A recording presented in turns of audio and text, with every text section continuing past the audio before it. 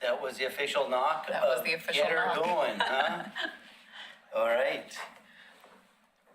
We ready to begin, Kendall? Yes. Okay. Well, then we'll call this meeting to order then, and thanks for joining, everybody. Today's is the June 22nd Parks and Recs Advisory Committee meeting, and we'll go around the room and introduce each other. Okay, so go ahead. Start, Denise. Denise Toyoka, Assistant Parks and Recreation Director. Jonathan Waverly, Parks and Cemetery Maintenance Manager. Melissa Sebastian, Aquatic and Recreation Manager. Cecily Rose, Social Services and Pioneer Center Manager. Timothy Lanehart, Parks and Rec Advisory Committee. Tim West, Park and Recs Advisory Committee. Ken Worcester, Committee. Corey Booth, Administrative Assistant. Kendall Reed, Parks and Recreation Director. All right, so we know each other. Thanks. For those online, do you want to go Yeah. ahead and introduce yourselves? Sure, I'm Steve Williams, Parks and Recreation Advisory Committee member. I'm Emily. I'm a Parks and Recreation Advisory Committee member as well. And Joey Knopf, also a committee member. Very good. Levi Butt, founder, CEO, Next Practice Partners. Jason Elisaldi, also with Next Practice Partners. Very good. Well, welcome. Thanks for joining. All right, so the next thing on the agenda is approval of the minutes. And we have the last meeting that we all were at, and that's May 25th. And then we have two other meetings from 2017 and 2019. And I want to ask everybody if there's any discussion that you'd like to have on those minutes before we approve them. I'd like to point out a couple of things. One, I'd say let's just go ahead and approve last month's meetings, but on the 2017 meeting, there was a natural resource overlay with a list of heritage trees that was being worked on. And I went onto the website to try to find any idea of where heritage trees were in Oregon City, and it was impossible to find. Has that been updated, Kendall, at all? I'll have to talk to planning about that. Yeah? Yep. So we have this program, but we have no trees. So I know there's lots of candidates out there. It'd be neat to see. And then on the 2019, there was a trail between McLaughlin Promenade and the Kanema Children's Park. Did that ever happen?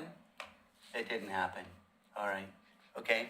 Very good, because I saw that on our survey, trails were really important, and it'd be neat to make some progress. Other than that, I would recommend approving all three meetings, and unless anybody else has any discussion that they'd like to bring up. Just a quick comment on the heritage tree. There is a page that has it, but I think it's an incomplete list. And some of them are, I think Oregon City maybe has like a couple hundred, 200-300 heritage trees. And some of them are stands. So there's multiple trees that are kind of classified as a heritage tree altogether. And I can send that link, but it's under Oregon City Planning, and then it's just heritage trees and groves. Oh. But there's only about like 10 that are like, that have specifics about the tree. And yeah, I agree. It would definitely be great to get all of those kind of just in a, so you can see them all together or on a map, or just a little bit more visually interactive and accessible. Fantastic. Thank you, Emily. It would be nice to have it in the Park and Recs web rather than planning, so thanks. It'd be easier to find. Send me that link if you can. That'd be great. Yeah, I will. Thanks. So do I hear a motion to go ahead and approve all the minutes for May 25th, July 27th, and August 29th of 2019? Motion to approve the minutes for May 25th, July 27th, and August 29th of 2019. I'll second. And we have a second. All right, we approve those minutes. And I'll do a roll call for that. Ken Worcester, Aye. Tim West, Aye. Timothy Lanehart, Aye. Steve Williams, Yes. Emily Lisborg, Aye. Joey Knopf. Yes. Great, thank you. Very good. Thanks a lot. So the next on our list is a public comment, and it looks like our audience is full of people that want to talk. Are there any other comments from the public that we're going to listen to? Have you been? We have not been Noticed? contacted. Nope. All right. So we're moving right along, and we're getting to the meat of the meeting, and that is the Parks Master Plan presented by Next Practice Partners. So we'd love to hear what you guys have to say. Awesome. Good evening, all. Greetings from Indiana. This is where I'm coming to you from this evening. Let me share my screen real quick.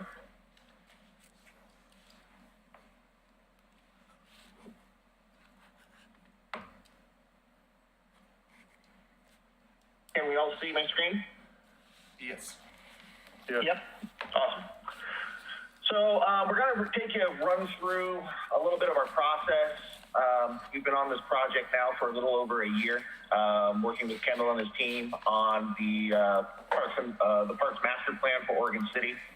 Kind of a quick overview of the process we've gone through, some of our findings of what we have found during our process, and then want to run you through some of the recommendations that are going to end up being part of this plan. When we go into this process, we like to start with the idea of community engagement. For this to be successful, it has to be the community's plan, and the only way to do that is through a pretty extensive community engagement or public input process. Our fundamental philosophy on this is that we must go where the people are when looking at community input or public input. This is a kind of a quick infographic that shows some of the things that we did. We held community-wide meetings, focus groups, key leader interviews. We held an online community survey that was available to all people within Oregon City, and a statistically valid survey that was done to create a proper representation of the demographics of the Oregon City community. We also had OregonCityParksandPlay.org as our functioning website for this plan. It was ADA accessible with Google Translate embedded that allowed members to follow along, or community members to follow along with the process. We kept track of progress throughout the plan. Any public input meetings were listed there as well. And was a site where anybody in the community who was interested in the progress that was being made in the master plan could go and get insights as to what was taking place in the master plan process. The statistically valid survey is definitely the key component of our public input process, as it is the only scientific and defensible method to understand community needs. This was done in partnership with ETC Institute, who is the kind of leader in this work, especially in the Parks and Recreation field. This survey was administered by Mail, Phone, and Web, developed in partnership with the staff in terms of the questions that were asked. We did get 401 responses out of a goal of 400, which provided us with a 95% level of confidence in this survey with a margin of error of 4.8%, which basically means if we were to run this survey 100 times, 95 times out of that 100, those numbers would be within 4.8% every single time. So this is the defensible scientific method of getting the insight from the community, and this will play a large role in the recommendations and the priorities that you'll see here in a couple slides. Another thing that we did in partnership with the staff was a program assessment, where we looked at the recreational programming as a whole offered by Oregon City, the core program areas that were identified, aquatics, arts and music, community services, cultural enrichment, educational events, fitness, and socialization. We looked at these core program areas to look at the ages that are currently served by Oregon City programming, what pricing strategies are currently used, and basically just take a holistic view of the programming to look for possible gaps that oversight existed and to ensure that the programming was properly meeting the needs of the community as a whole. This is something new that we just recently got finished, which was our equity mapping. So the equity mapping is going to show maps that look a little like this. Basically what this shows is based on an amenity, where the citizens of Oregon City or the community members of Oregon City, where they live and where the amenities are at to show if there's any gaps within the community. So these circles here are going to show how many people are covered by a certain amenity, and these circles are going to be larger or smaller based on the number of people that live within them. So our first slide here is ball fields, diamond ball fields. So one field for 6,000 people. So this circle, the large circle that's around the outside here, the number of fields that circle serves will cover, it covers that amount. Mila, you want to take this one? I'm sorry. Yeah, I mean, again, it's like Jason said, it's really just showing the number of people that are covered, right? The different colors here are simply indicating the different service providers. And these rings are based on what you see on the top left, right? Your level of service standard. So one field per 6,000 people. So if you had a single field, the ring would go out in a concentric circle till it captures 6,000 people. Now, depending on the density, 6,000 people could take a really wide circle if there aren't enough people living there, or it could be a really small circle if there's a very high density of population. So this makes it easier for you to see for each amenity type, as Jason mentioned, where are the gaps and overlaps. We can see in the northern part of the city, we do not have diamond fields, for example, versus for the rest of the city, there is significant overlap in multiple areas. Nile, we have a question. Tim West. So I have a couple of questions for Jason. Thank you. One is, what does 401 respondents represent in Oregon City as far as households in Oregon City? What percent? Well, I could, when we get through the presentation, I could pull up the household numbers, but I would say based on your population, you're probably looking at a household count of about 14,000. So whatever the percentage of 401 is that. Again, the statistically valid criteria is set to properly represent the demographics as a whole. So the demographic makeup of those 400 survey respondents were identical to the demographic makeup of the city of Oregon City. Okay, and then my second question is, so 6,000, one baseball diamond per 6,000. What does that look like around Oregon, around the United States? What is the average? There isn't really an average per se. All of these are customized to your city specifically based on what we hear from demographics, trends, and the community input survey. Generally, as we'll see with cities your size, the recommendation is anywhere from about one field per 5,000 to up to one field per 7,000 or 8,000. Okay, thank you. And Tim, I just crunched the numbers. If there's 14,000 households, it would be about 2.8% of the total population that was surveyed. Thank you. Thanks, Emily.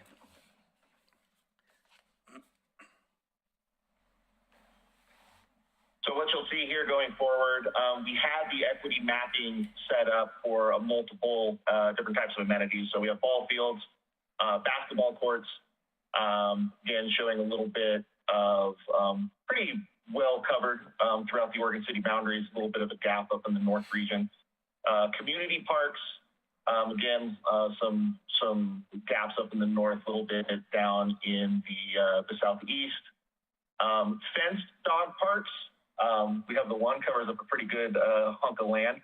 But when we get down a little bit further, we'll see unfenced dog parks, which kind of cover this top region.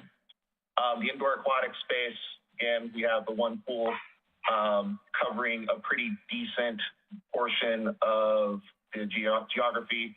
We have this set at 0.5 square feet per person as our level of service standard. We have indoor recreation space, which we definitely know is a need, both showing some substantial gaps, especially in the southern portions of the city. Multi-purpose fields, this is one that kind of stood out to us, as right now all of the multi-purpose fields, and by those we're talking of rectangular fields, so soccer, football, lacrosse, things of that nature. Currently, the city is being served by other entities. We do not own any rectangular multi-purpose fields within our own inventory. So just something to be mindful of. The city does appear to be well served in this state when we're looking at multi-purpose fields of a rectangular nature. However, for whatever reason, those fields were not made available to us. It could create some issues that we would have to address. Neighborhood parks, pretty good coverage. A little bit of a gap down in the southern region. We're looking at 2 acres per 1,000 people as our standard here. And then our beloved pickleball courts. Hilldale Park, obviously, have our courts out there, covering a good portion of the city, but we could definitely see a gap up in the northern region that may be something that we would need to look at, especially as pickleball continues to grow. New SFIA report just came out. It is still the fastest growing sport in the country and doesn't seem to show any signs of slowing anytime soon. So we would expect the demand for it to continue to grow. Picnic shelters, group rental pavilions, we look pretty well covered here. Playgrounds as well. We definitely have a very strong coverage of playgrounds throughout the city, looking at one site for 2,500 people. And it looks like we're pretty good. We have a lot of overlap here as well. So we start looking at possibilities of potential other amenities that we may need, that we may see gaps. We have seen other clients look at the possibilities of repurposing things such as playgrounds to be made into like splash pads or other entities if space is of an issue. Taking some of these items that we do have a lot of and finding ways to repurpose them to possibly take over for amenities that we are seeing gaps in. Pocket parks, got quite a bit of those, especially in the northern end. This is kind of probably making up for some of our gaps in some of the larger parks. But again, down in the southern region where we see more of the neighborhood and community parks, where we don't have as many of pocket parks, but a influx of pocket parks, especially up in the northern regions. And then our regional park, New Willow Creek Canyon Natural Park, basically covers up 5 acres per 1,000 people, basically covers the entire city. Clackamette Park up in our north region has a little bit of overlap there, but from a regional park standpoint, we look pretty well covered in Oregon City at this point. We also have our skate park at Clackamette Park, which is covering the north very well, looking at one site for 45,000 people. So basically that smaller, the region down in the south would be the only thing not currently covered.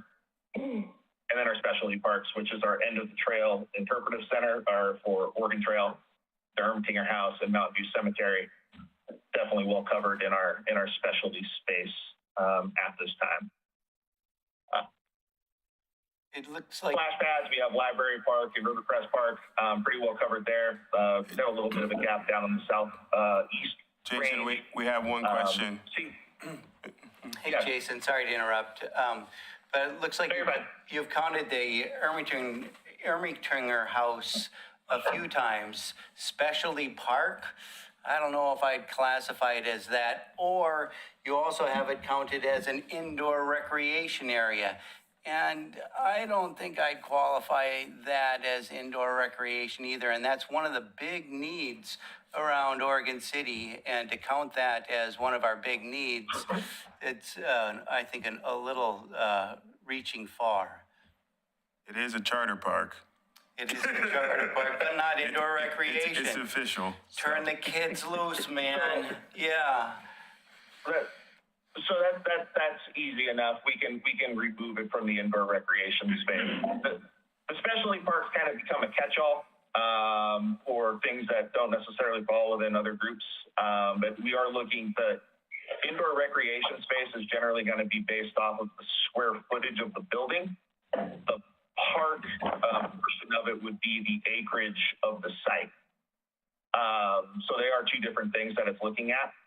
But we can remove Ermitinger from the specialty parks if that's deemed necessary.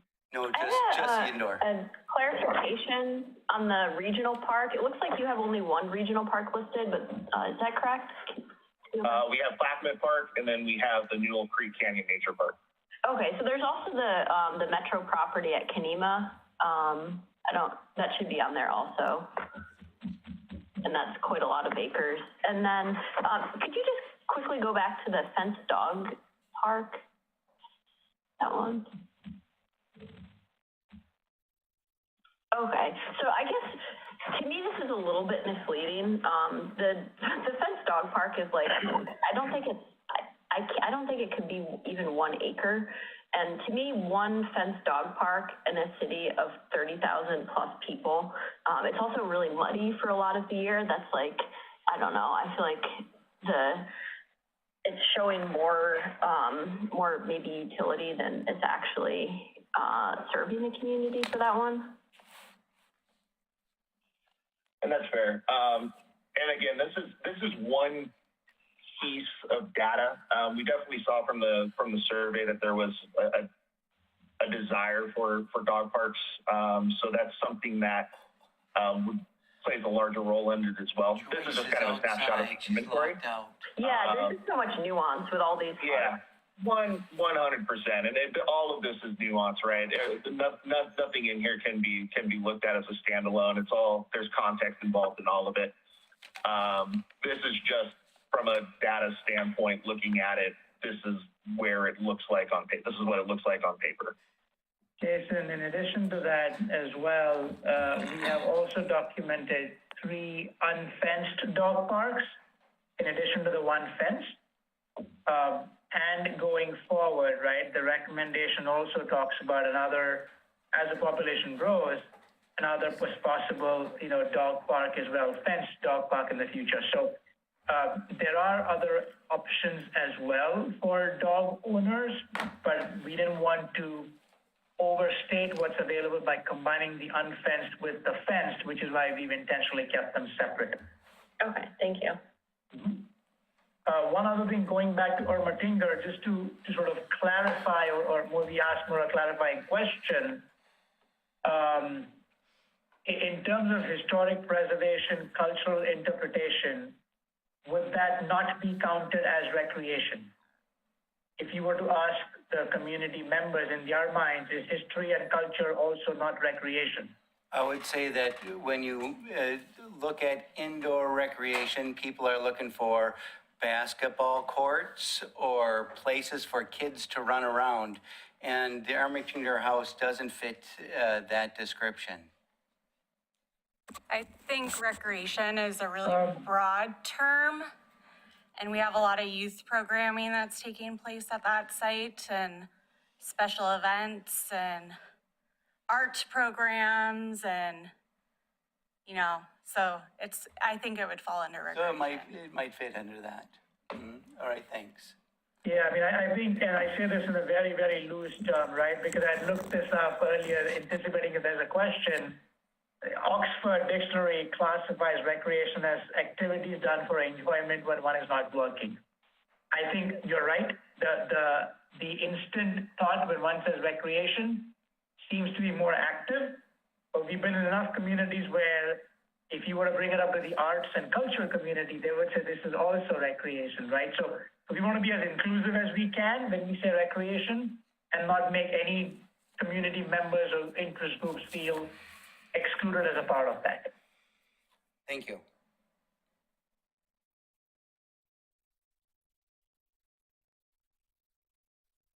So that's more of a balancing back to the nuance part as well, right? It's back to the balance where it's only about 3,000 odd square feet that we're counting. We're still showing you have a significant need over 40,000 square feet in the future.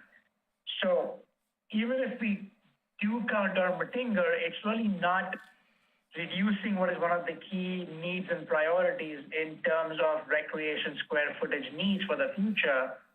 But not counting that may make some people feel excluded. So that was our line of thinking.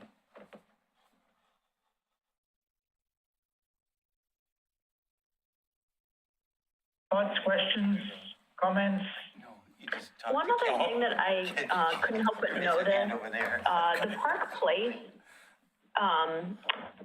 neighborhood, I'm on the Citizens Involvement Committee, and something that I've been hearing for a while from them is that they don't have enough park space. But I was a little confused because it looked like there was like an adequate amount of park space. I think there's like a 3-acre park.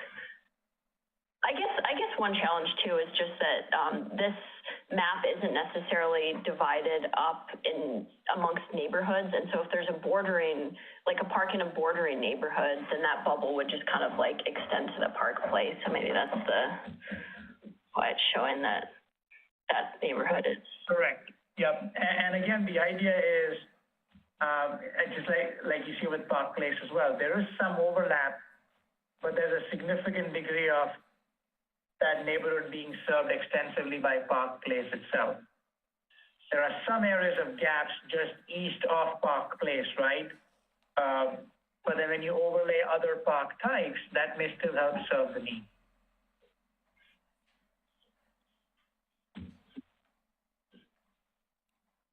Neela, we have one more question. Ken? Just to be clear, this is really just kind of the existing conditions and not necessarily the recommendations, right? Right. This is what was fed into the survey that they took. Right, but I think we might be overanalyzing the existing conditions versus what's going to be coming Yeah. farther down the. And we haven't come to any conclusions or recommendations yet, and that's what Right. we're getting to with Neely. All right? Right, so this is just kind of a snapshot of what's out there, what's available, whether or not we should rely on the school district to provide all of these facilities or not, all of those things. And like we're on page 3, right? Yeah. Okay. And I think as Jason said at the beginning of this too, right? These do document in a more transparent way just visible gaps. Sure.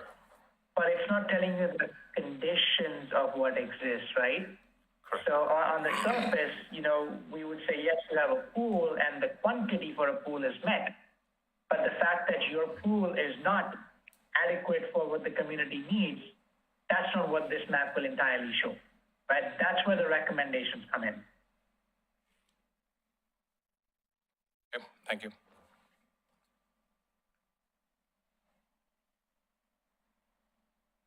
So the other things we had on here, splash pads, tennis courts, trails,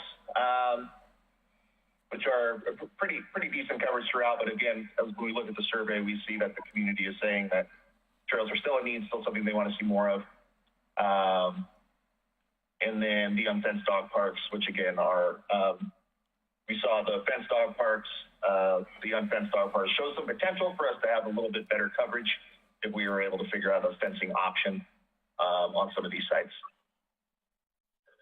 So benchmarking was done.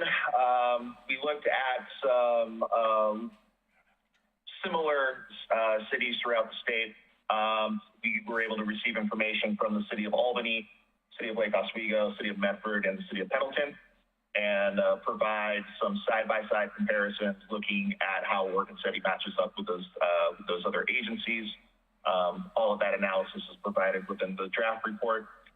And then our priority investment ratings. And this is the main takeaway from that statistically valid survey, looking at what it is the community would be most interested in future investment as it ties to parks recreation, both from a programming and from a facility standpoint. This is basically a combination of looking at both how important something is to the community and then whether or not that need is being met. So This combination of factors creates a priority investment rating, and we're able to look at both programming and facility and amenities and rate them accordingly. So based on priority investment rating, the top priorities for investment for facilities, amenities, multi-use paved trails, multi-use unpaved trails, water access, an outdoor amphitheater, indoor walking, jogging track, large community parks, open space and conservation areas, and then those fenced dog parks were the items that showed up as a high priority.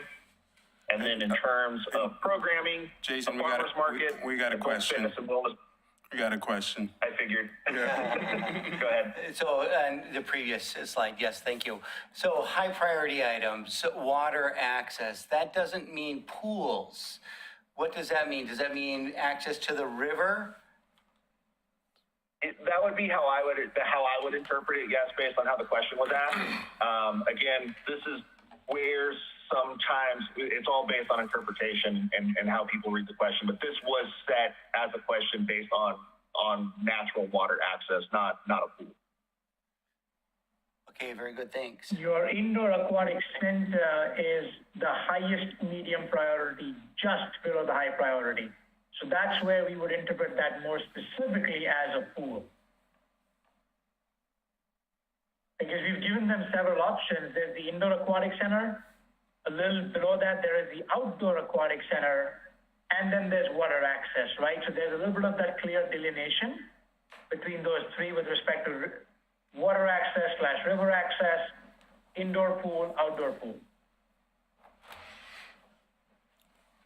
Ken's got a question? So did you define river or water access as like a visual access or actually being able to put your feet in the water? I mean, so would the proposed trail along the river count as river access or water access, or is it actually that, do you think they physically want to get wet?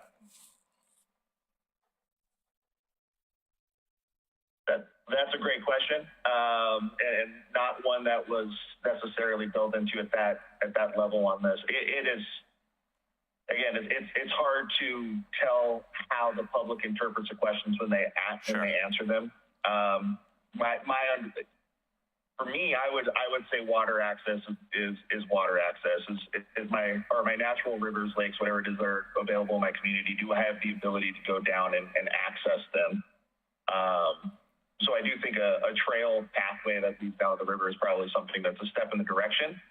I think as we move forward, and if water activation is something that we want to be making a larger focus, that's probably a question that would have to be specifically asked of the community. Thank you. And that was something that was addressed, I think, in the waterfront master plan.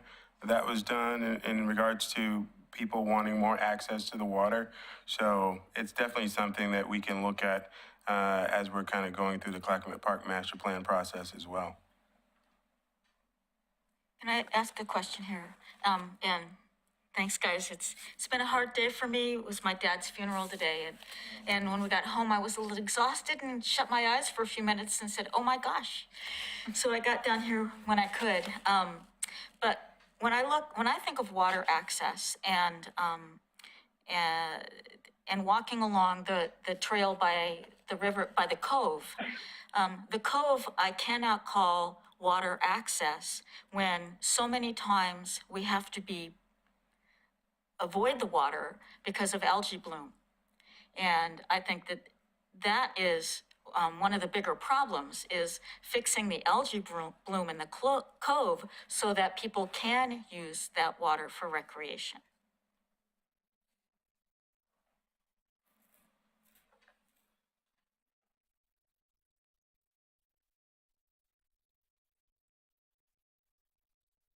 Go ahead, Jason.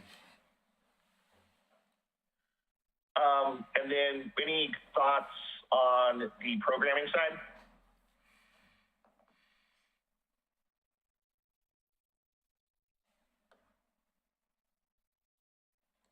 The one thought that I have is associated with farmers markets. I know we've had some conversations about that. We don't actually do the farmers market. We participate in the farmers market. And in some of the discussions that we had, we thought that people may have been confused, thinking that the farmers market was something that we were in charge of. Obviously, they enjoyed the farmers market. And we did do some outreach to the group who manages the farmers market about that. So there could be some opportunities to expand that. Yeah, and again, this is when we're asking these questions, it's not necessarily the public's going to view it the way that the public views it. So they might be giving you credit for the farmers market or not giving you credit for the farmers market. All this is saying is that the community, the members of the community are interested in investing in a farmers market.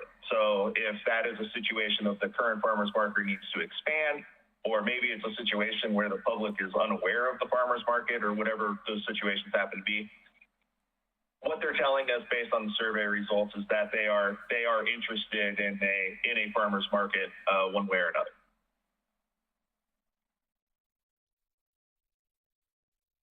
Steve Williams has a question. So the other thing that is going to be, I'm sorry, go ahead.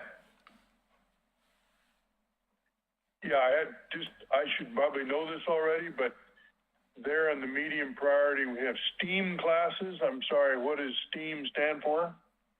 So science, technology, education, and math. So STEAM, engineering and math. Yeah, sorry. Engineering and math. Art and math. Yeah. So yeah, that's those. Thank you. So STEM has become STEAM, and in some cases, creative folks have expanded that to STREAM, which the R stands for recreation. So it's science, technology, recreation, engineering, art, and math. Okay. Thank you.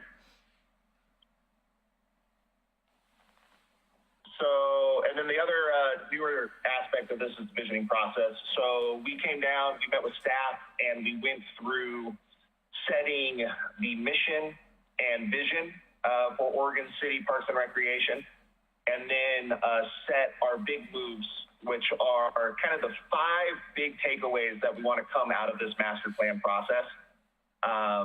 So, and our values as well. So the core values that ended up being set during a workshop with staff.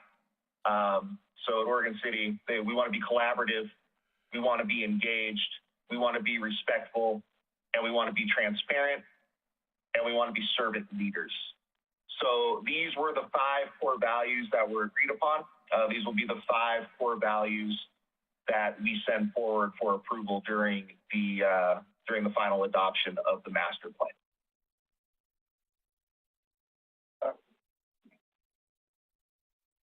Thoughts?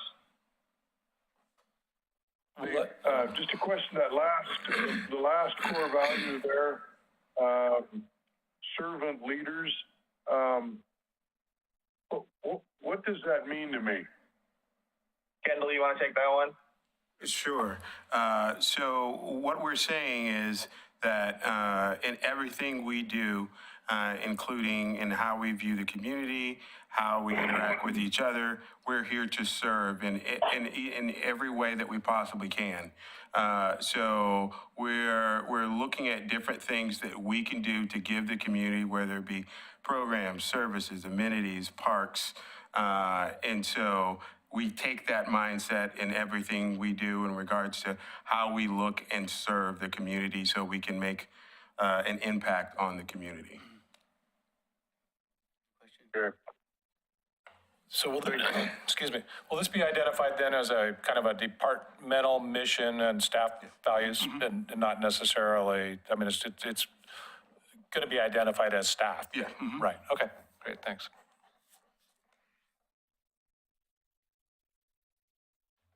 The vision, so what it is that we want Oregon City Parks and Recreation to be known for. We want to be an inclusive, sustainable, and impactful agency. So as we move forward, this is the ultimate goal. We want to be inclusive in everything that we do. We want to be sustainable, and we want to be impactful to the community that we serve. Our previous mission, this is always a fun little exercise. we asked staff if they could recite the current mission statement. Anybody here want to take a crack at it? Oregon City Parks and Recreation strives to create recreation, leisure, and cultural opportunities by providing high-quality parks, facilities, programming, and support services to people of all ages. A little bit of a mouthful, not something that is easily remembered by staff. We say all the time, you can't impact the mission. If you don't know your mission, you can't impact it. So we wanted to come up with something that was going to be easier to remember, but still meaningful. And so what staff, what they came up with was this: we exist to serve the community. At the end of the day, this is what we are here to do. This is what Oregon City Parks and Recreation lives for, is to serve the community. That is the mission of the agency. And then last but not least, we came up with our big moves. So these are basically, if we accomplish nothing else during this master plan, the years of this master plan, these are the 5 things that we want to make sure are accomplished. We want to initiate a bond or levy campaign to enhance funding for the department. We want to construct an all-inclusive staffing plan encompassing staffing forecast, recruitment strategies, induction processes, training programs, retention initiatives, and succession planning. We want to formulate an exhaustive maintenance strategy, which includes preventative measures, regular upkeep, and a timetable for equipment replacement. We want us to design a strategic plan for marketing and branding, both to improve the visibility and reach and storytelling of the agency. And then last but not least, we want to master plan the End of Oregon Trail, Interpretive Center, and Mountain View Cemetery to preserve their history, improve visitor experience, and ensure long-term sustainability. Any thoughts on these 5 big moves that'll be part of the master plan recommendations? All of it is something that the general public can't see at all, except for a good plan on the end of the Oregon Trail. So is there any vision that you've created out of the survey, or is this something that is going to be worked on down the line?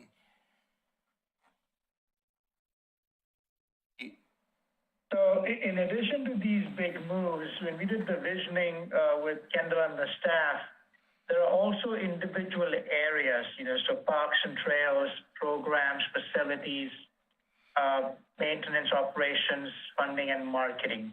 That's really where the action and implementation plan comes into being, which ultimately staff is responsible for. So the specifics in terms of adding a dog park or exploring a feasibility study for indoor recreation space or upgrading the pool, like those are the more specifics. Those are more in the action items. These are, as Jason said, right, the 5 major outcomes. The thought was that none of the capital intensive recommendations can happen unless you do number 1 here, right? And so what we want to ensure is we're helping you prioritize things that need to happen. So if we have the funding, then you're able to look at park facility level of service expansion. However, with the expansion, we need to also ensure that your staffing levels are keeping up with the growth in the offerings. You can't do more and more with less and less staff. Number 3, what we got to was too often agencies focus on building all this stuff, and it's sexy, it's nice, it's wonderful, it's new, but then there isn't enough investment or focus on investing in taking care of what you have or prioritizing for that in the future, which is why we have number 3. And 4 was because one of the biggest barriers that your current constituents stated why they don't participate in your offerings or go to your parks or facilities is because they don't know what is being offered.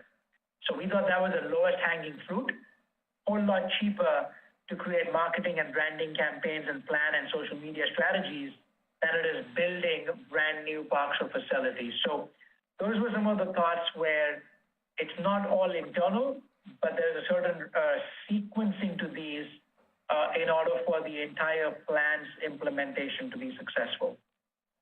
Thank you. I see now that it's like your 10,000-foot view. So to put things in focus. Yeah, very so you much could so. act Well on said. things. Well said, exactly.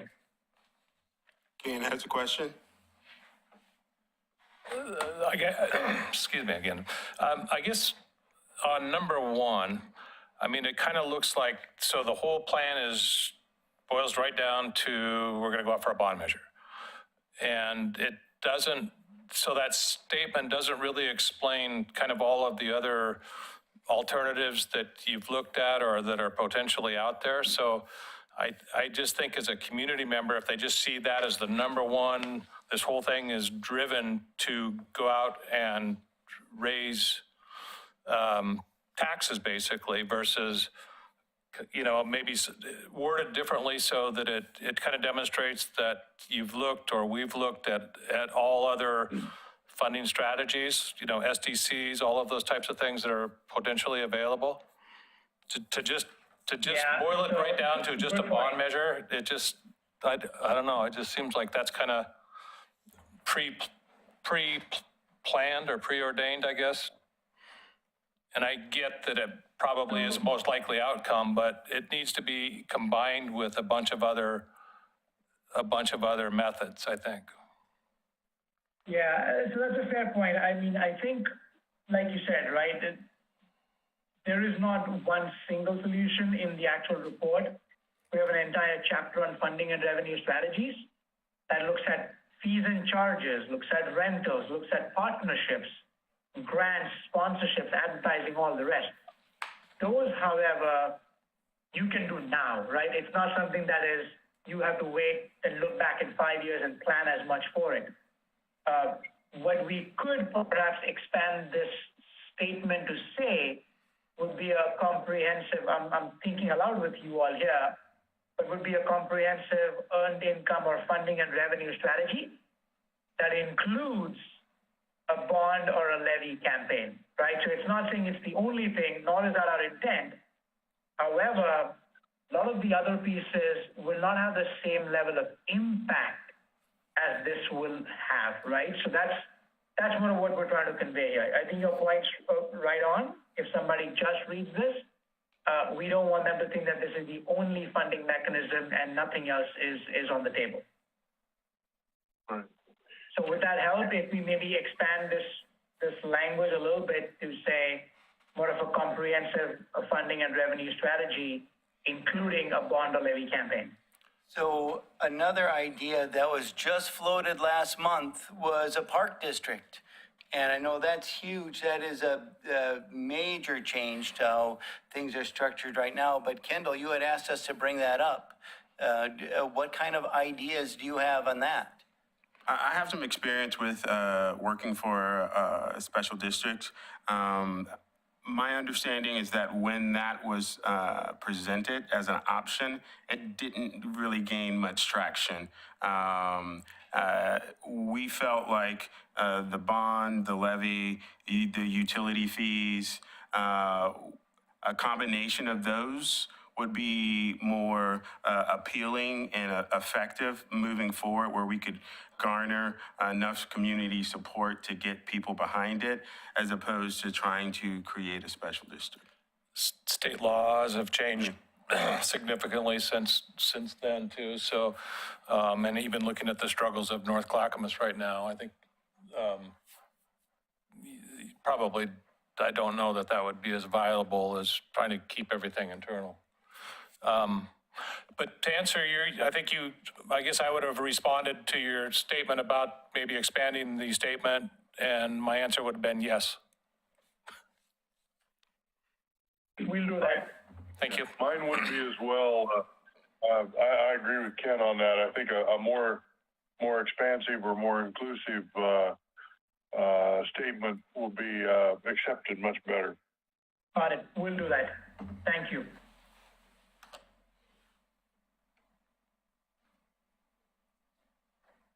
So our next steps at this point, we have created a draft report, which is in the hands of Oregon City staff at this point.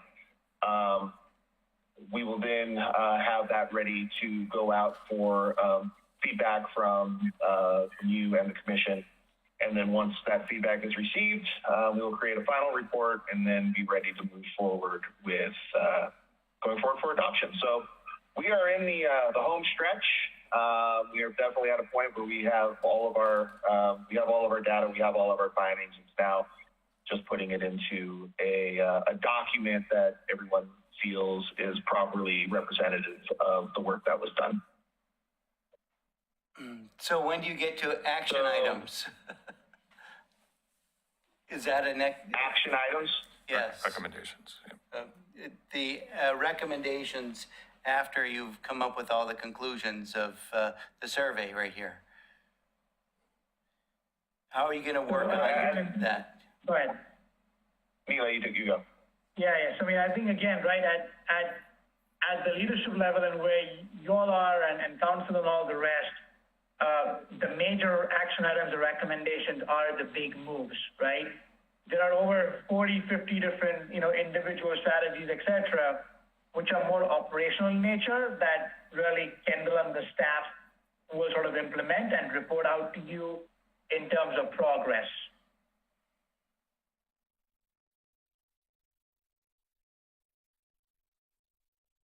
And I just wanted to comment as well. So the goal is, once we get this final draft and there's some level of agreement on the big moves, what I like to think is that the big moves play off of one another. The marketing aspects of being able to more effectively tell our story, the impact that we're having, the needs of the Parks and Recreation Department, sharing some of the alternative sources of funding, and being able to go out in the community and share all of this information and advocate for the Parks and Recreation Department.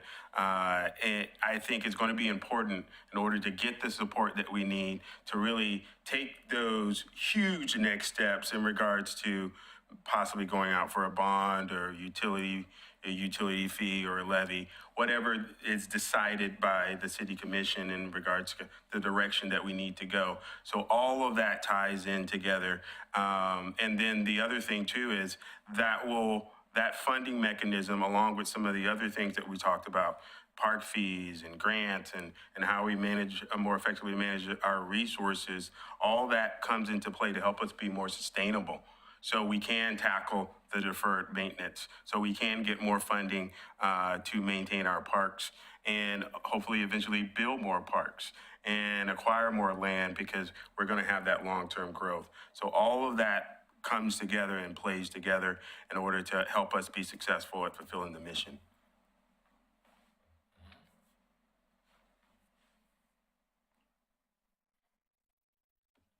I just want to say that at one point we missed the boat in that when I worked down at the end of the Oregon Trail Interpretive Center as one of the interpreters for one summer, and that was the year we lost our covers.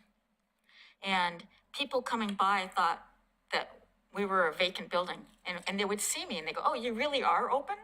Okay, what happened to the covers?" "Well, they got destroyed in a windstorm." "So when are the new covers coming?" And I'd say, "Well, we have no funding for it." And they said, "So why is there not a penny jar on every counter of every store in this town collecting funds for however much you need to buy new covers?" The people in the community need a buy-in, okay? We need new covers. The end of the Oregon Trail Interpretive Center looks like an abandoned warehouse, okay? And they do their best. I know they're doing their best, but it's so hard when it looks like we have the closed sign out instead of open. And that is the entrance to our city. That needs to be our shining landmark to bring people in. And then get them to the, Ermatinger House and other places, right? Yeah. Ken? So at some point, I'm assuming there was some discussion about, because there's a lot of other colors that are providing facilities for the community. And I'm kind of concerned that we don't have any control over what the school district is going to want to do with their properties. So if I read the chart right, the city operates 3 diamonds? We have Wesley Lynn. I mean, that's just an example, but 3? Is it 3? Is it We more? have Wesley Lynn, Chapin, Hillendale, and Rivercrest. Yep. I mean, so, so we're putting a lot of eggs in other agencies fulfilling that need. And I don't know that there's any guarantee that those will always be. I mean, the school district can always say, our mission isn't youth sports anymore, or our mission isn't athletics anymore, or any of those types of things. So I think the chart itself is informative, but it also kind of is, I don't want to use the term dangerous, but in a way it's like, this is great, but all of that could go away. I would agree with you, Ken. However, the schools did just pass a bond, and when Gardner Middle School was all redone, it's all new sports fields. Now, the one thing that I would question that is that the track was redone. I believe that field's used for lacrosse, football, but there was no baseball field put back in. Right. And so that does lend itself to where we are starting to see that we have, we're leaning more towards that side of deficient on. Yeah, and I think, I'm just thinking that especially, as needs change within the school district, I mean, you can look across the river and look at a athletic facility that was owned by the school district and used by the community for 45 years, then probably will be a subdivision in 6 months. So those are the types of things I think that we need to maybe make sure. I mean, long-term agreements are great, but to just totally rely on a different agency to provide everything that we want for our community, I think is a little risky. So that's my soapbox.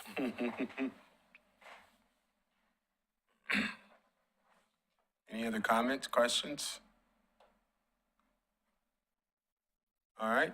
I was curious how much this survey cost and the analysis that were done.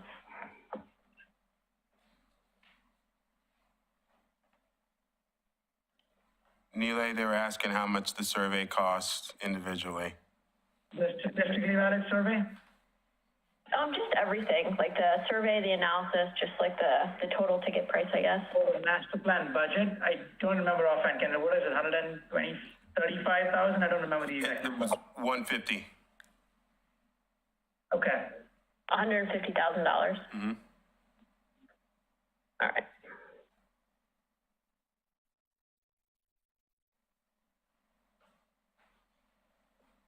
Any other questions? All right. So I do have one question, okay? There was a needs assessment survey on OregonCityParksandPlay.org, wasn't there? We look at that, and it's going to be reviewed again next month. Did I look at that correctly? I thought I did. Is this going to be addressed to the general public in some meetings? We have our public engagement meeting coming up on July 10th. That will be here at City Hall. All right. Yeah. Okay, all right. So that is going to be further addressing this whole survey right here? Yes. And then you can ask the public for input on that? Yes. Okay, all right. And are you going to ask them for action items and stuff, or just a review of questions and the 10,000-foot view? We're going to take feedback on everything that we're presenting. We want all the feedback that we can get, because like they said, it's extremely important to us for this to be successful. We're going to have to engage with the public and get as much input as possible before we create a final draft of this document. So we want to engage with as many people as we possibly can to get feedback on the information that we're sharing, so we can make sure that we have a plan based on what the community actually wants. Okay, if I could make a suggestion on the website? Sure. put the title of what they're looking at right there, because it doesn't say anything. It doesn't say Parks Master Plan, it doesn't say survey. So just put a title on it. So, I know you have all the meetings on there, but there was no title about what you're gonna be discussing. Okay. All right, Anything else? All right. Thanks, Neelay. Thanks, Jason. Good start. thank you. Bye, you guys. Thank you all. Bye-bye. Thank you. So the next thing on the agenda is general business and the PRAC Parks Tour. So Kendall, can you tell us more of that? Yes, we just wanted to finalize some of the details associated with the PRAC's park tour. Specifically, just reiterate, it is on Wednesday, July 26th. It's at 6 p.m. We'll be meeting here at City Hall. Transportation will be provided by the Pioneer Center. The list of parks that we have are Clackamette Park, John Storm, Sportscraft Landing, TSW, Waterboard Park, Chapin Park, Park Place Park, Hazel Grove Park, and Wesley Lynn Park. That's quite the list. That's aggressive. That's a lot of ground to cover. That's a lot of ground to cover. And we try to be strategic in regards to the parks that we're looking at. As you're aware, with the I-205 project going on over at Sportscraft and John Storm, it's important for us to go over there, take a look, have some conversations about that. The marina was a topic of conversation. Clackamette Park and the master plan. TSW is one of our newest parks. We're getting a lot of feedback from the community. They're ready for phase 2 already. So having the ability to go over there and take a look at that park. Waterboard Park is one of our most interesting parks. The geological hazard that we have there and some of the mitigation that's going to need to happen in order to get that park developed. It's going to be important that you have an understanding of what that looks like. Chapin Park is highly used for sports activities. Park Place Park is where we hear that there's a high need for development and amenities. And so we want to take a look at Park Place Park. Hazel Grove Park is also one of our newer parks, our neighborhood parks. And then Wesley Lynn Park, a lot of activity going on there as well. Any questions, comments? You said 6? Yeah, 3, 4, 5, 6, 7, 8, 9. No, I meant 6 o'clock. 6 o'clock, yes. Okay. And I can always send out confirmation details. And that's in prior place to. of our meeting. Yes. Mm-hmm. John, did you have anything you'd like to add? Oh, no, I was just gonna say, the good news is the parks don't close till 10, so. Might be light, still light. All right, thank you. All right. So the next thing on the agenda is PRAC bylaws, and we adjusted those last meeting so that we're meeting now at 6 o'clock instead of 7, which makes it nice for everybody. And so what we wanted to do is we wanted to bring back the language. So you should have a copy of the staff report that we drafted. And what you'll see at the very bottom, obviously we said we were going to change the meeting time from 7 to 6. And then the proposed change between a minimum number of the 9 regular meetings to a minimum of 6 regular meetings annually. And we have the language listed on the back. We wanted to give you the opportunity to review that to make sure that we captured everything that was being stated, that it's clear, before we then take it to the city commission to have them approve these changes. Very good. I think that looks nice. Anybody else have any comments on those bylaws?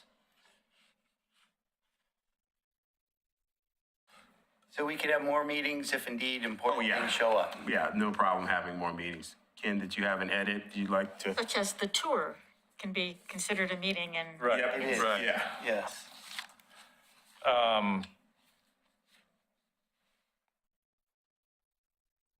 No, I think I was just thinking that the committee chair or vice chair or the director, I mean, can call a meeting. I mean, does that mean that Tim can just call a meeting, or do you want to have like the kind of Consensus of the group. Yeah, with consensus of the group. Yeah, we can put that in there. Not that. I want another meeting tomorrow. Darn it, we're meeting 3 nights this week. Any other comments? All right. Thank you. Okay, moving right along. Do we need to vote on this? Where it says our options are to approve? That's for the city commission. The city commission is the person Right, so or the group. all we're doing right now is adding the words with consensus Yes. to that back page. Okay. Yeah. Thank you. All right, now we're off to the juicy stuff of staff reports. All right, I'll kick things off. As we stated earlier, we have our next public engagement meeting on Monday, July 10th at 6 p.m. here at City Hall. I just want to reiterate, we did launch our Happy Feet app on May 30th. Please encourage people to utilize that that's a way that people can provide feedback about our parks, our facilities, and also provide feedback about the parks master plan. Clackamette Park Master Plan, we have our Planning Commission public hearing on June 26th, which is Monday at 7 p.m. at the Commission Chambers at Litke. So if any of you are interested in participating, we'll be sending out an updated invite with all of the information on it, time, location, a link to the agenda packet, and how you can be involved if you want to be involved. It'll be myself, John, the consultants, and planning department, of course, providing the reports and updates on all 3 of the site plans that were presented, having discussions about the final plan, talking about the public engagement that took place, and hopefully we can go from there to get it moving forward. So we're also announcing our volunteer recognition party. If many of you have been with us over the years, we incorporated a volunteer celebration in our concerts in the park event, where we would celebrate our volunteers at one of our concerts. What we wanted to do this year was break that out and really have a separate event where we could celebrate people like you and many groups who volunteer their time, because we can do our job without the support of the volunteers. So this year we're having our volunteer recognition party on Tuesday, July 25th at 7 p.m. at the Pioneer Center. You should have received a copy of the invitations. There is RSVP required. There's a +1. You can scan the QRS code on the back, or you can just email Melissa and reserve your spot for that event. And refreshments will be provided. Any questions about that? Where is it going to be held? The Pioneer Center.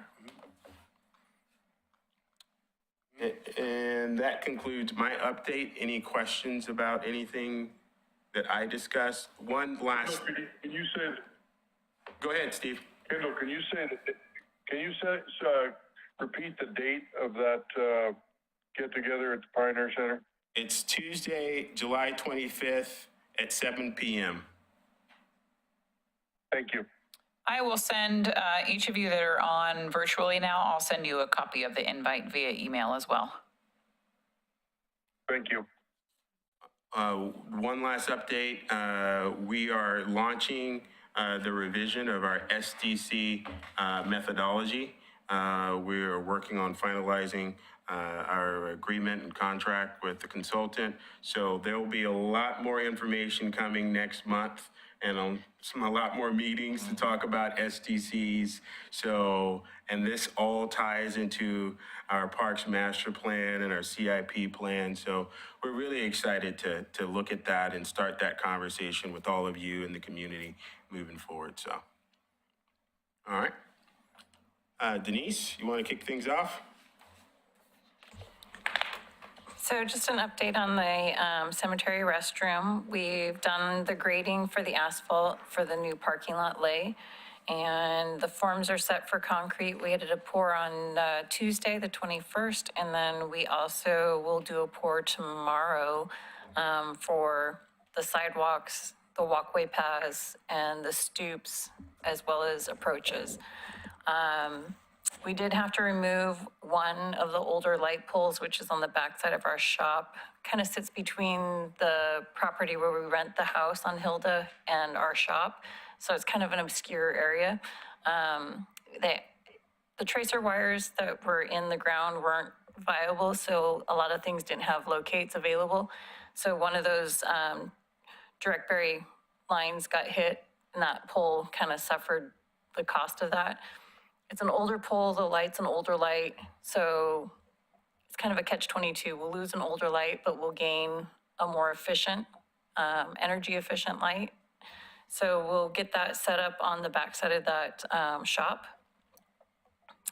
Temp power is out right now, so our shop does not have power, and we are set to have PG energize the meter on the 28th right now is what we're understanding.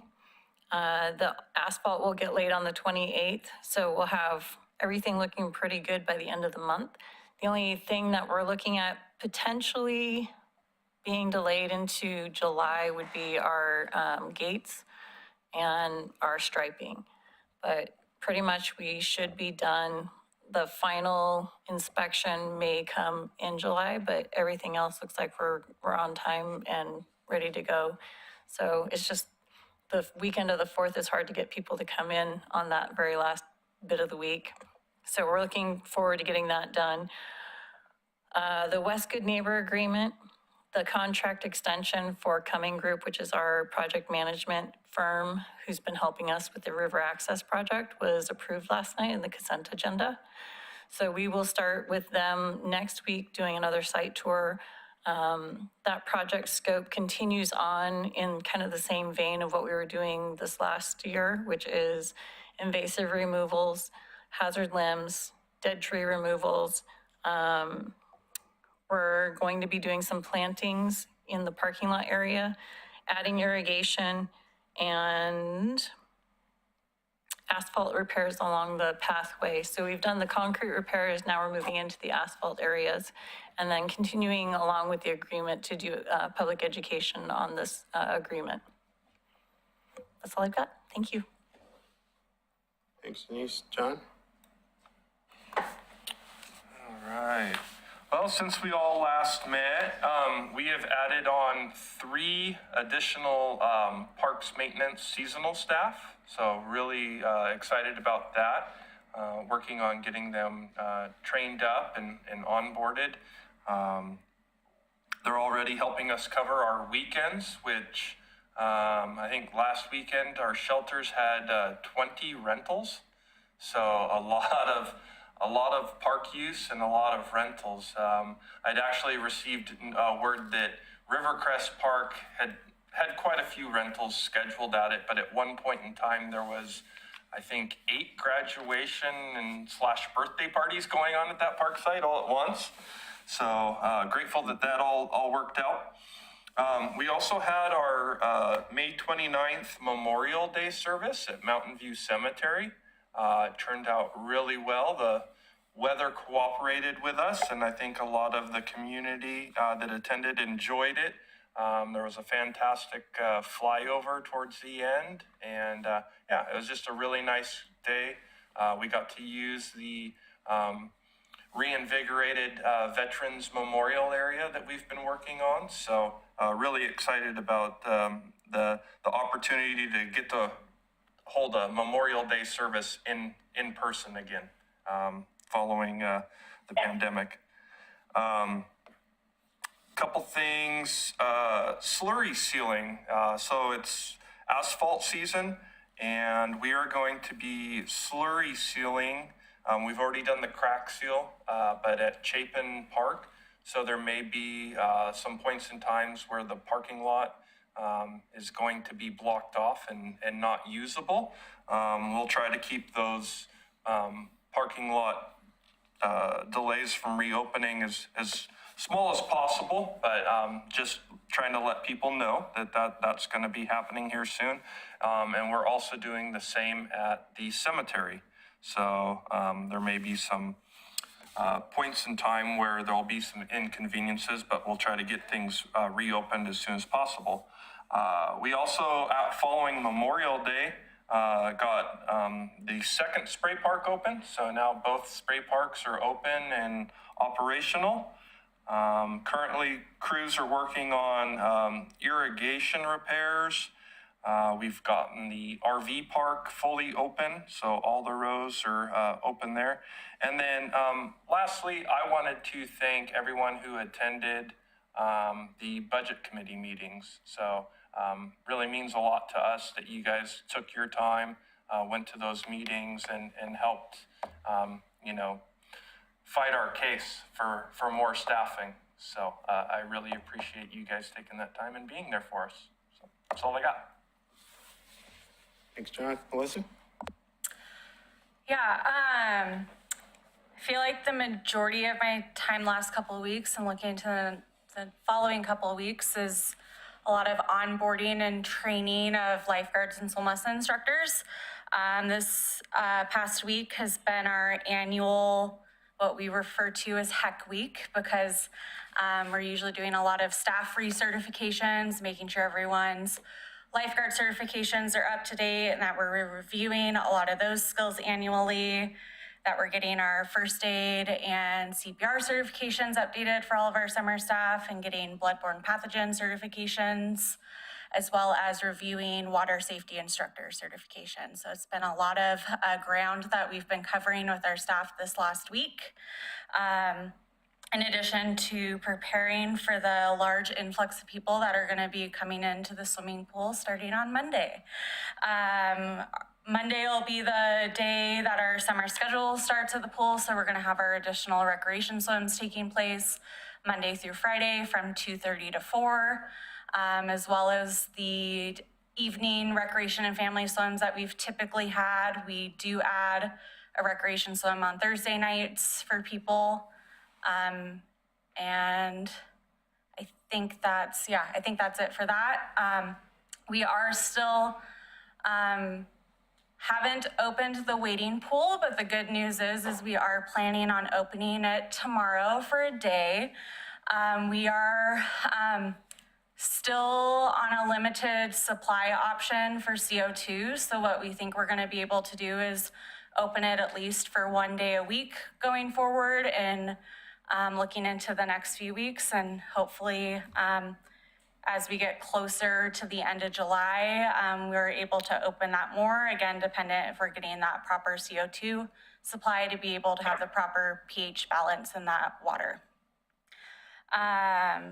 And then we just wrapped up our field trip programming at the Ermitinger House this year, which I think I talked about a little bit last month, but we were able to have 337 students come through that house, which is huge to us because since that house has been reopened to the public in 2018, I think the most students we had in a year was 30 to 40, so getting 337 is great. And we're already receiving a lot of feedback of schools wanting to reach out and schedule for next year. So I anticipate that that's going to continue to grow over the years.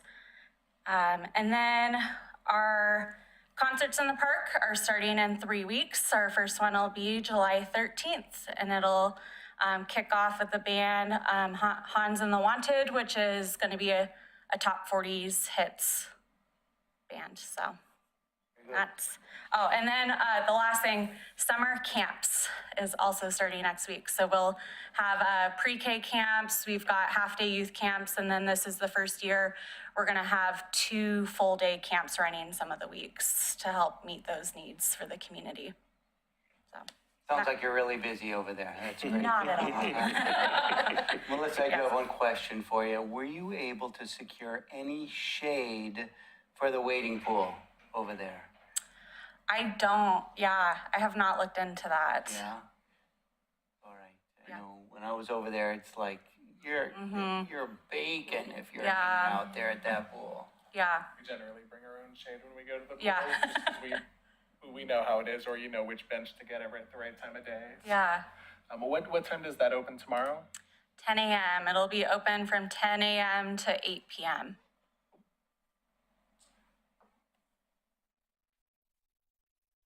Is that gonna be published as far as what days that wading pool's open? Yeah, we'll post it tomorrow once it's filled and up and running, and with the anticipation that it's still gonna be once a week until further notice. Thanks. All right, Cecily? All right, so we are currently in the process of hiring for our vacant social services programmer position. We had 11 great candidates and we've narrowed it down and hope to have an official offer completed by end of day tomorrow and have that position begin onboarding the very beginning of July. We're looking at a July 3rd start date, so very excited for that. That position will primarily be responsible for the Meals on Wheels coordination and case management and reassurance that goes alongside Meals on Wheels, not delivery. We are still waiting on our county contract as well as our Westland contract. It is unusually late this year. In talking with the county specifically, they just said because things got held up at the federal level, they're just behind. But there should be no concerns with getting that contract. It obviously matters for our budget that we have that. But things actually look good enough that it looks like while some of the COVID funding is going away that has been attached to that contract for the last few years, there's additional funding coming. We do have a dire need. I talked about this briefly last month for additional transportation funds. And so in my ask to the county and my just representing and presenting the needs to them, it looks like we are going to secure an additional $15,000 in funding for the next fiscal year, specifically for transportation, which is exciting. We're seeing some changes at the county level with transportation. They are publicly announcing the layoffs that the county is doing, and many of them will hit their transportation program. So obviously that program being out of the county offices in Oregon City, I'm predicting that our needs will actually increase. So not only are those funds viable for the past year and the lack of funding that we had, but also looking into the future. I would say that our summer programming looks great. We're sort of in what the college considers a dead week this week, in between, spring programming and summer programming starting next week. But it's looking promising. Registrations look great. Those numbers, as they kick off, those are actually speaking to the Clackamette Community College programming. We have many other classes, but those specifically are watercolor painting, Zumba, Hatha Yoga, Tai Chi, beginning and continuing, and extra study. And then we have the ukulele beginning and beyond. There is one class that was canceled. That's a meditation class just due to a instructor having a personal, crisis in her family, and so not being able to lead that. But everything else is going forward as planned, which is great. We do have some upcoming events, and obviously we're excited to host the volunteer recognition that's already been talked about. Also August 11th, which is a Friday, we are part of the McLaughlin District Rummage Sale. So for the Pioneer Center, that's a wonderful outreach event as well as a little fundraising event for us. So excited for that. And building projects, we have a few of those going on. We're excited that we just completed 2 before the fiscal year ran out. So we completed the replacement of one of our large sliders. If you don't know what those are, outside of our multipurpose room or ballroom, there are 3 of those. They are quite expensive to replace, but it's a safety concern and issue, and that's why they're being replaced. So we have one of the 3 completed as of now, and then we will just complete those as the budget allows down the road. In addition to that, I'm excited about this one. We just replaced all of the hardware for all of our doors, making them ADA accessible. So being a center that serves, the community that is aging and disabled, having those things taken care of matters. And so it's exciting to get those things done. Facilities was fantastic in implementing those and making those happen. And an upcoming project for this next fiscal year, and really in the near future, we have some contracts that we're already working on, is the reception desk reconfiguration. And again, this is going to be really beneficial to the center and the flow of work. Currently, that workspace allows for only one person to work up there, but there are days where we have, people surrounding that reception desk, and maybe 5 or 6 people needing assistance at one time. And so that will allow for an additional workspace up there, and that will be a great project. So, thank you. Thanks. All right, thank you for your report. Anybody else? No? That concludes our update. All right, so now it's time for member reports. Does anybody have anything that they'd like to bring up? I was just at VFW Park and it looks really nice. The Parks Foundation is doing a good job of the flowers. I see that there is a little extension beyond there that probably needs a little bit of weeding and some care, but yeah. Thank you very much. I've been at a number of the parks and everything's been looking really good. Shout out to Rivercrest Splash Pad. I saw that it got flooded a few weeks ago and it seemed like a really quick repair. I was worried that would take weeks, and it only took a day or two. So just a shout out to getting that quickly done. Very good. Ken? Oh, I'm good. All right, so that brings us to the end of the meeting. Oh, we are going to look at future agenda items. So we have a big list right over there, and it's like, okay, these are future items. It's going to take a meeting to go ahead and figure out which ones we're going to put on the agenda to talk about. Yeah, actually, you can still communicate to me on certain items that you would like to see brought back in August.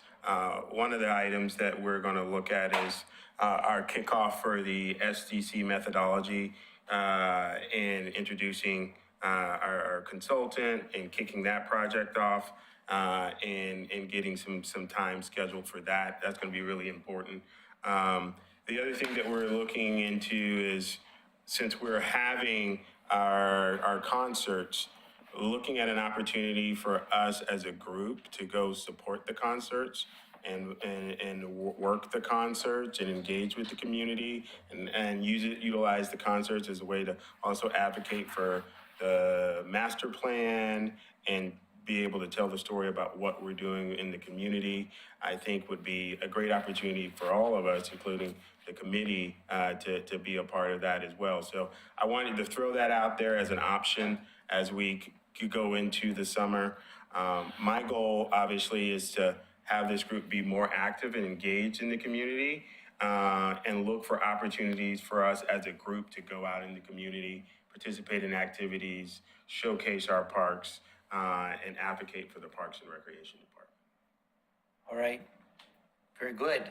So is the PRAC going to have any opportunity to talk about action items and the results of what the survey brought forward? Yes. And do you have any timeline you're looking at? We're going to try to get through this string of meetings, and then we'll have an update on what the schedule is going to look like moving forward. And I will be more than happy to share that information as soon as I have it. Very good. All right. So our next scheduled meeting is our tour of the parks. So we'll do that, and we'll see you all on a bus. All right. Thank you. Okay, thank you.